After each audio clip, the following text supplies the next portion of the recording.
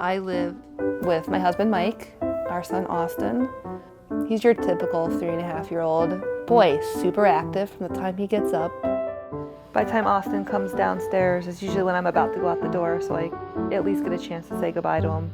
Mike takes him to school, and my mom and I, head into the city to the hospital for treatment. Doesn't matter how old you are, you always want your mom there.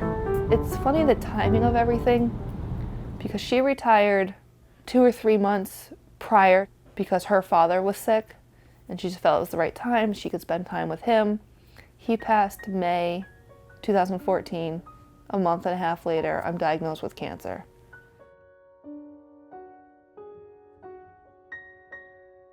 I'd gone to the emergency room with pain in my abdomen and in my back. Thought maybe it was my gallbladder. MRI showed otherwise. My cancer is called cholangiocarcinoma, which is bile duct cancer. I had a liver resection, and they removed 80% of my liver, including my bile duct and gallbladder. Recovered for about 8 weeks. Then we started chemo, and I did 6 months of chemo. I finished chemo March 4th of 2015. I was considered, we don't say remission or cancer-free because it's, as they say in my world, no evidence of disease. I kept getting CAT scans every 3 months. It was showing no cancer still, everything was good. February 10th, I was told the cancer returned. It spread to my lungs. And that was a really scary time.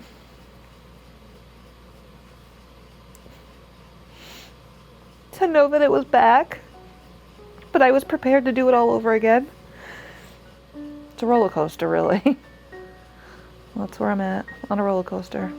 Everybody says to me, you're always smiling, and I'm like, well, because it makes me feel better, it makes other people feel better. I've been doing this a long time. Yeah. Every time I stand up.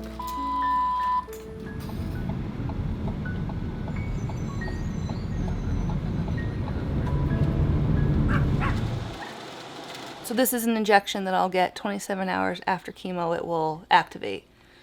And the purpose of this is to stimulate my bone marrow to help produce the white blood cell count. Definitely Friday morning I will be feeling it because it causes severe bone pain. My husband Mike, he works all day. He's doing manual labor. He wants to come home and relax and just unwind. I can see the dust and grime. He wants to ride his bike, and I don't have it in me to stand out there. Hey, put it up, okay? You see? You want a little more? You know, when you say your vows in sickness and in health, like who would have thought this early into our marriage we would be dealing with this? But he's never blinked an eye, never battled, he was never like, I'm not doing it, I can't help it. He'll do whatever I ask him to do, and he's a huge support, and he's such a good dad. No, it's delicious, Mommy. I'm gonna clean up dinner. It's all good. Put it in the stove right here. Shucks. My mom, Linda, but she's a huge help. She comes over, makes him breakfast, takes him to daycare, or she spends the day with him.